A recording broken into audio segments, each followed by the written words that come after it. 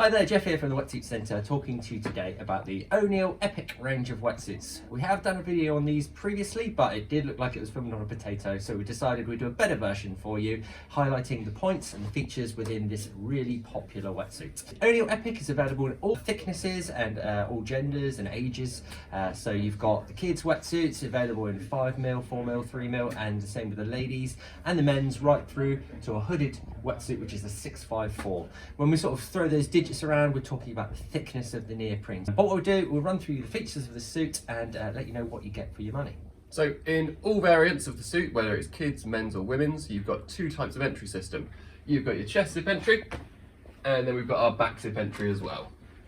Okay, so first off, we're going to run you through the entry system, because a lot of the other features will sort of mirrored across both the suits are the same, but obviously the fundamental difference between the two is how you get in and out of the suit. So we're going to do the chest entry first. You've got the zip across the front of the suit here, and that zips across, and it actually goes up and over your head, okay, like this.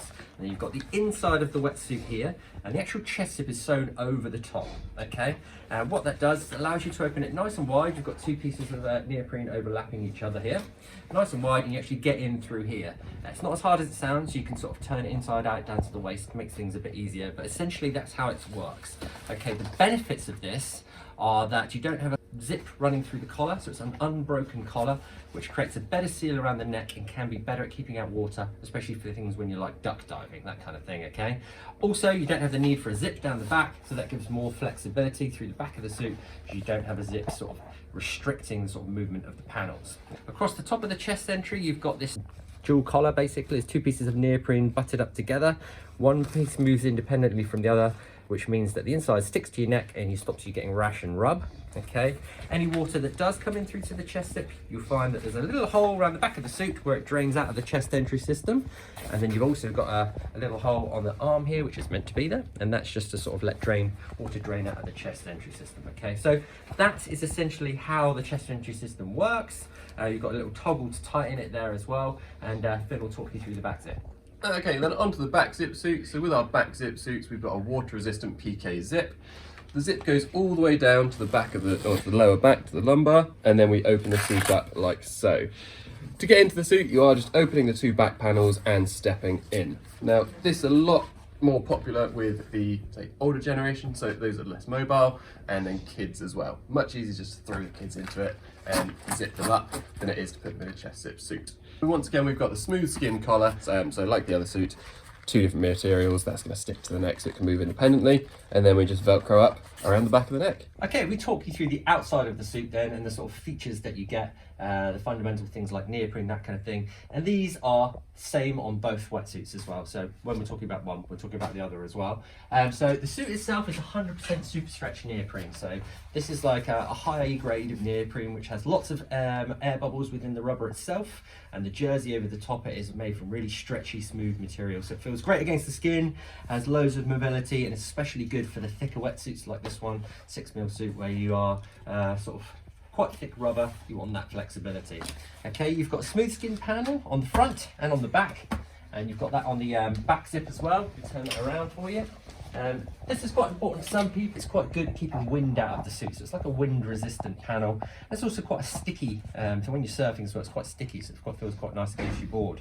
The seams on the wetsuit are glued and blind stitched, so basically you have this neoprene is butted up together, stitched halfway through, and then it's glued on the inside.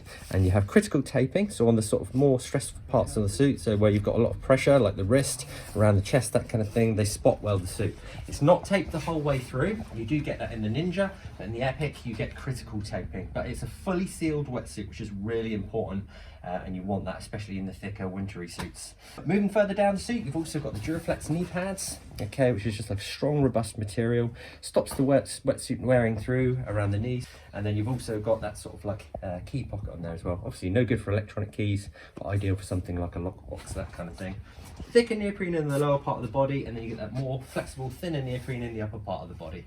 That's essentially everything going on the outside of the O'Neill Epic. So if we take a look at the inside of the suits, the first thing we'll notice is just the stitching and the seams, as Jeff was mentioning earlier. So here you can see the gluing of the seams all the way through, and then as previously mentioned, we've got that stress taping, or the taping on the stress points. So if we look down at the knees, you've got those patches as well. Also on the inside of the suits we have these Fluid Flex firewall panels.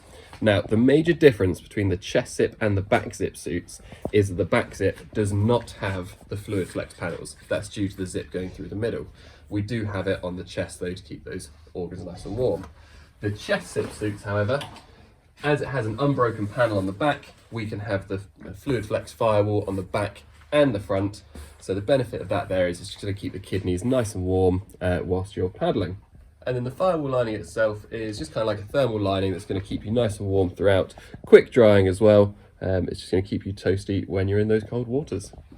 Okay, so in a nutshell, that is the O'Neill Epic wetsuit. If you're looking for a good value, good quality, robust winter wetsuit, the O'Neill Epic is one of our most popular suits every year for good reason.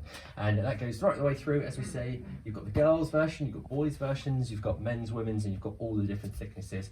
But essentially throughout the range, those are the fundamental things. You've got 100% super stretch neoprene, you've got those sealed seams, you've got that inner taping in the critical areas, you've got the chest zip option, the back zip option, and you've just basically got a bit of thermal lining as well, as Finn just explained to you earlier. But O'Neill Epic, that's our little review. Any sort of questions, hit us up and we'll answer them as best we can.